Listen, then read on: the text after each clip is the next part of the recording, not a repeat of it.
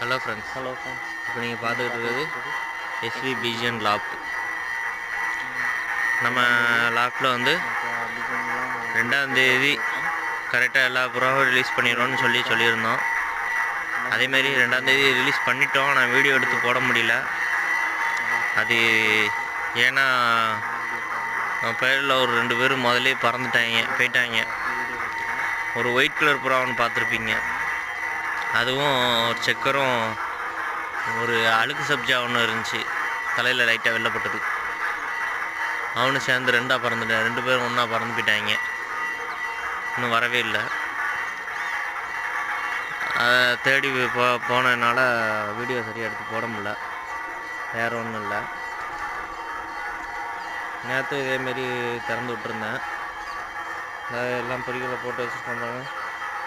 எல்லாம் மேலே இன்னும்